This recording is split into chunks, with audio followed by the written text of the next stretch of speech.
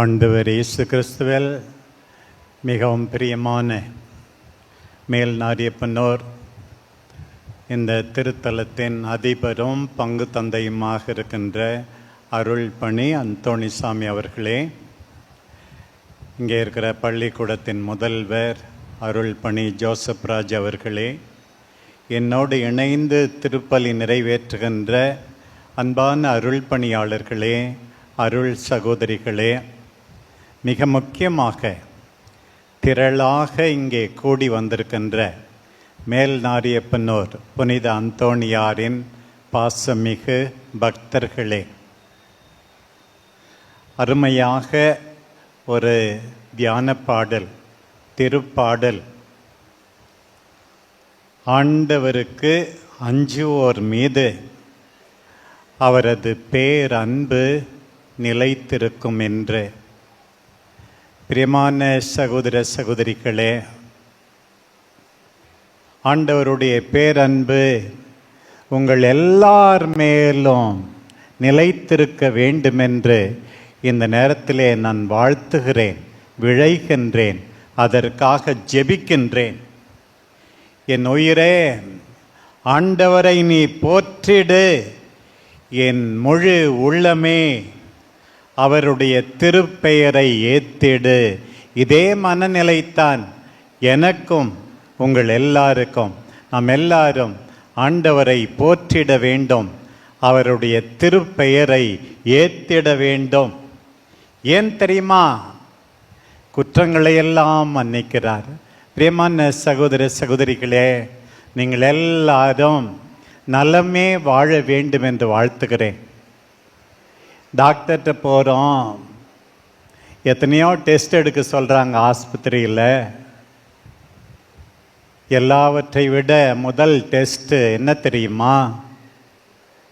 யாருக்கு எதிராகவோ நாம் தவறு செய்திருக்கிறோமோ, அநியாயம் செய்திருக்கிறோமோ, கெட்டது செய்திருக்கிறோமோ என்று நினைத்து பார்த்து அவர்களிடமாம், எல்லாம் வல்ல ஆண்டவரிடமாம் மன்னிப்பு கேட்க வேண்டும்.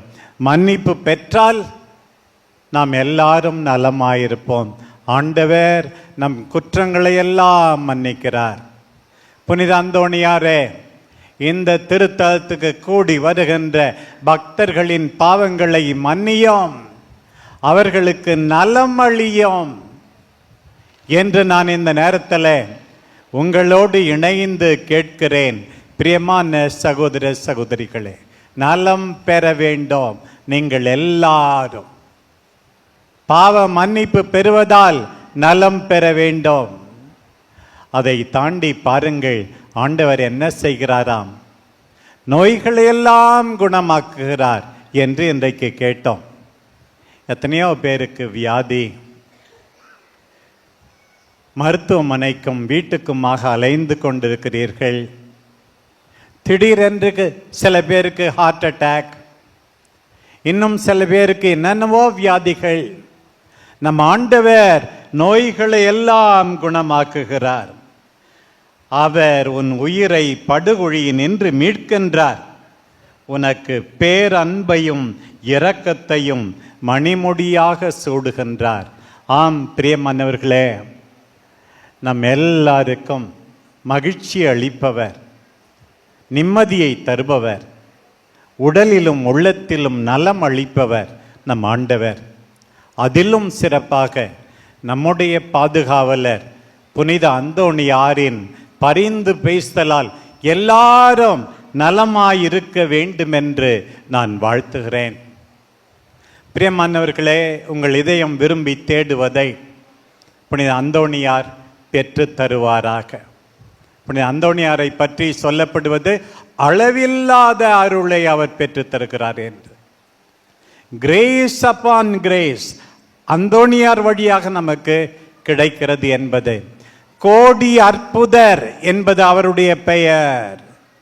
நிறைய புதுமைகள் உங்கள் ஒவ்வொருவருடைய வாழ்க்கையிலும் நடக்க வேண்டும். பொருளாதார நெருக்கடி, நோயிலிருந்து விடுதலை, உறவு சிக்கல்கள் இன்றைக்கு முடிந்து நலமான நட்புறவு, இன்னும் எத்தனையோ தேவைகள். குடும்பத்திலே திருமணம், குழந்தை இல்லாதவர்களுக்கு குழந்தை பாக்கியம், பேயினுடைய சக்தியினால் அலைக்கழிக்கப்படுகிறவர்களுக்கு விடுதலை, எல்லாவற்றையும் இன்றைக்கு புனித அந்தோணியார் பெற்று தருவாராக என்று நானும் உங்களோடு இணைந்து வேண்டுகிறேன். உங்கள் நம்பிக்கை வீண் போகாது. எனக்கு தெரியும், சில பேர் வேலையை ஒதுக்கி வைத்துவிட்டு சுமையாக இருந்தாலும் பல மைல் தூரத்திலிருந்து இங்கே வந்திருக்கிறீர்கள். எந்த அளவுக்கு ஆண்டவரை நம்புகிறோமோ அந்த அளவுக்கு ஆண்டவர் நம்மை ஆசீர்வதிப்பார், நம்மை கைவிட மாட்டார். இங்கே பாருங்கள், 2 முக்கியமான வார்த்தைகள் எழுதி போடப்பட்டுள்ளன. ஒன்று, நம்புங்கள். பிரியமானவர்களே, கடவுளை நம்புங்கள். இன்றைக்கு திரளாக கூடி வந்திருக்கிறீர்களே, மனிதர்கள் நம்மை ஏமாற்றி விடலாம். கடவுள் ஒருபோதும் நம்மை ஏமாற்றவே மாட்டார். அதுதான் இன்றைக்கு அடுத்து நான் வருகின்ற செய்தி. அவரை நம்புவேன். நீ விடியற் காலையில் எழுந்திருப்பதும் வீண், இரவு வெகு நேரம் கழித்து உறங்கச் செல்வதும் வீண். ஆண்டவரே வீட்டை கட்டினால் ஒழிய அதை கட்டுவோருடைய உழைப்பெல்லாம் வீணே. ஆண்டவரே நகரை காத்தால் ஒழிய காவலர்களின் உழைப்பெல்லாம் வீணே. தன்னில் நம்பிக்கை வைப்பவர்களுக்கு ஆண்டவர் தூக்கத்திலும் நன்மை செய்கிறார் என்று திருப்பாடல் 127 நாம் வாசிக்கிறோம். பாருங்கள், ஆண்டவரை நம்புவேன், அவர் என்னை கைவிட மாட்டார், என் பிள்ளைகளை கைவிட மாட்டார், என் குடும்பத்தை கைவிட மாட்டார் என்று இன்றைக்கு மீண்டும் உங்கள் நம்பிக்கையை ஆழப்படுத்திக் கொள்ளுங்கள்.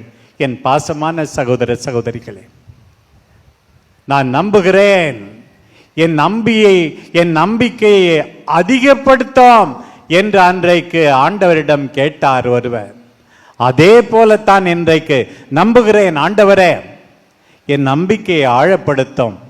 நம்புகிறேன் புனித அந்தோணியாரே, உம்முடைய நம்பிக்கையை போல என்னுடைய நம்பிக்கையை ஆக்கும் என்று நாம் சொல்ல வேண்டும்.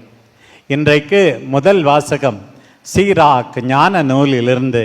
அதிலே பாருங்கள், நாம் கேட்டது ஆண்டவரை சிக்கன பிடித்துக்கொள். ஆண்டவரை விட்டுடாத. சில பேர் உதவி தேவைப்படும் போது அப்படியே பிடிச்சிக்கிறாங்க, யாருடைய உதவி தேவையோ. இன்றைக்கு வாசிக்க கேட்டோம், ஆண்டவரை சிக்கன பிடித்துக்கொள். அவரை விட்டு விலகிச் செல்லாதே, மனம் சோர்ந்து விடாதே, விலகிச் செல்லாதே. நான் போக மாட்டேன் என்று சொல். ஆண்டவரே ஒரு கதையை சொன்னாரே, நள்ளிரவில் கதவை தட்டிய நண்பனை பற்றி. திடீரென்று விருந்தினர் வந்தவுடனே கொடுப்பதற்கு ஒன்றுமில்லை, போய் நண்பனிடம் கதவை தட்டி கொண்டே இருக்கிறான். ஆண்டவர் சொன்னார், விடாமுயற்சியோடு அவன் தட்டிக்கொண்டே இருந்தால், நண்பன் என்பதற்காக கொடுக்காவிட்டாலும் தொந்தரவு பொறுக்காமல் அவன் எவ்வளவு கேட்கிறானோ அதையெல்லாம் கொடுப்பான் என்று சொன்னாரே.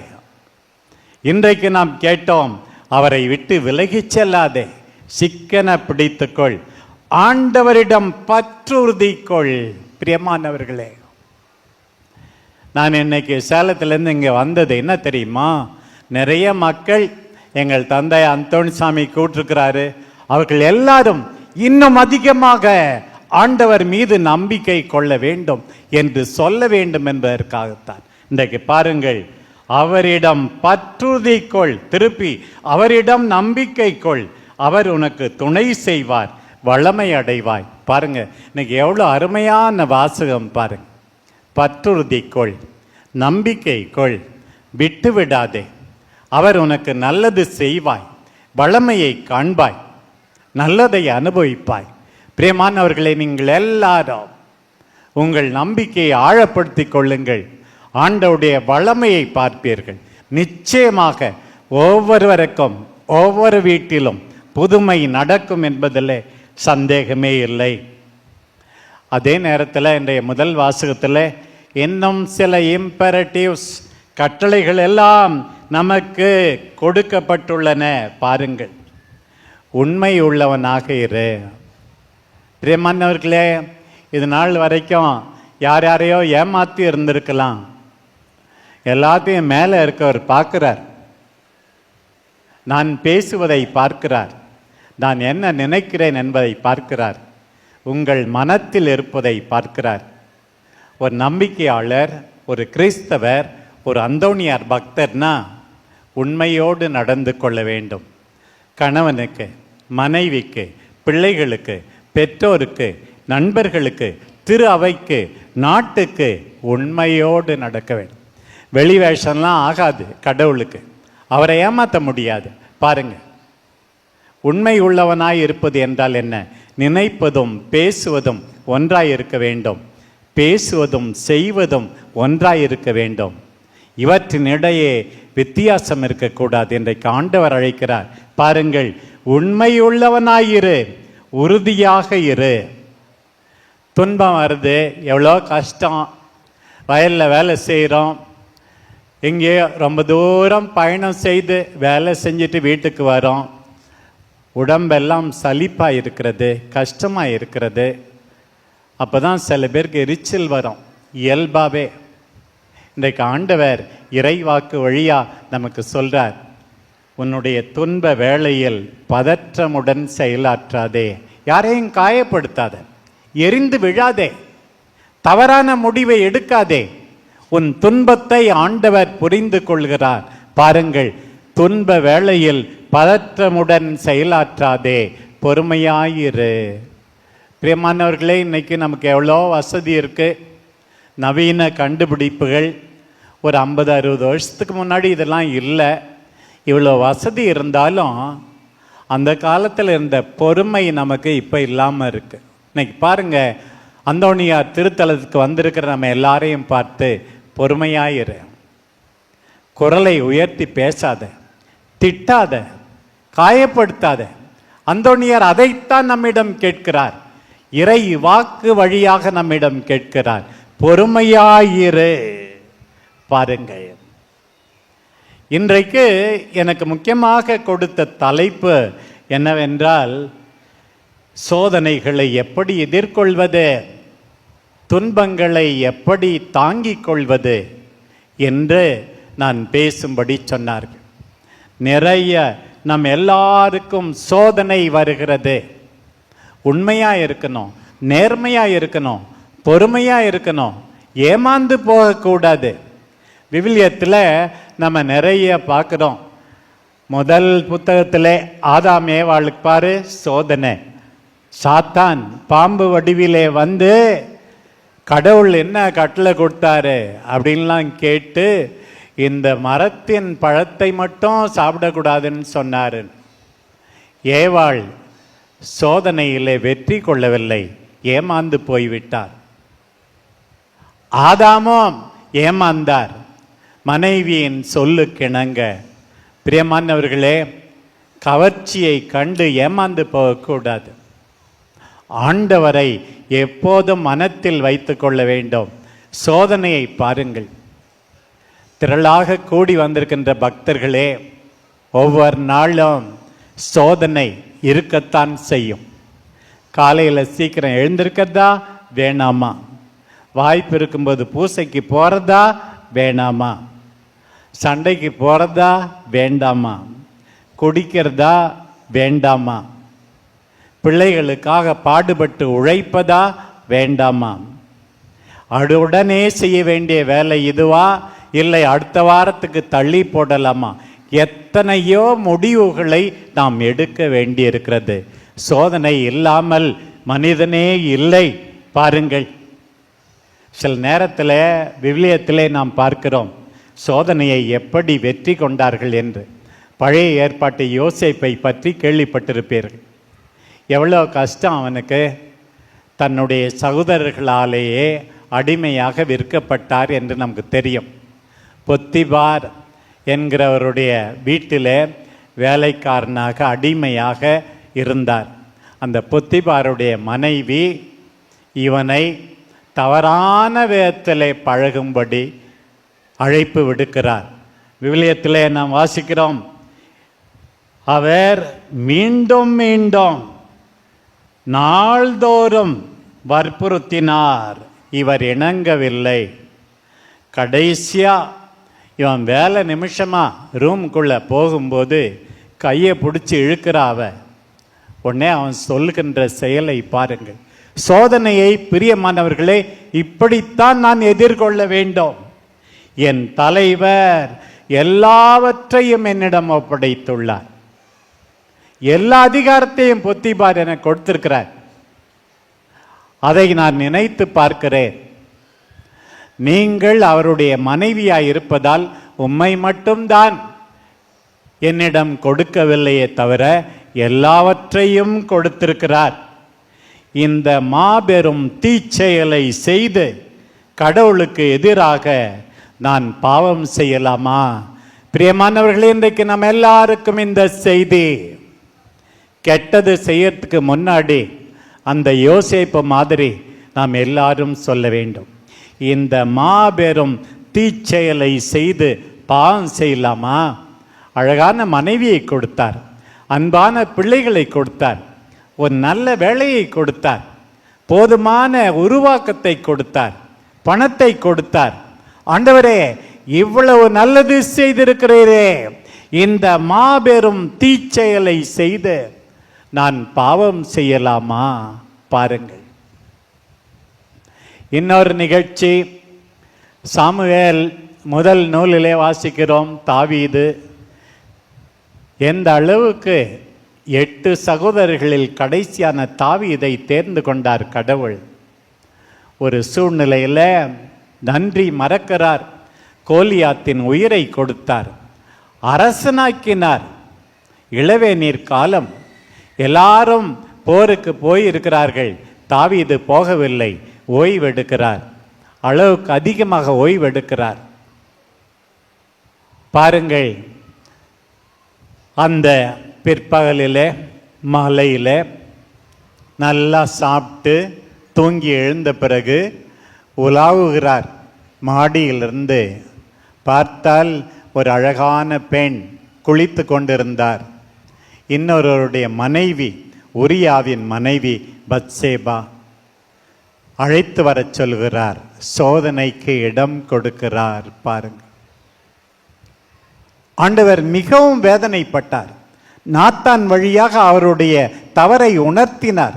அது மட்டுமல்ல, தான் அந்த குழந்தைக்கு தந்தை என்று தெரிந்துவிடும் என்று யாரோடு பாவம் செய்தாரோ அந்த பெண்ணினுடைய கணவரையும் கொல்ல வழி செய்கின்றார். பாருங்கள், சோதனை சோம்பேறித்தனம், உன் வேலையை செய்யாமல் இருப்பது, மக்களோடு இல்லாமல் இருப்பது, திருட்டுத்தனம், சோதனை.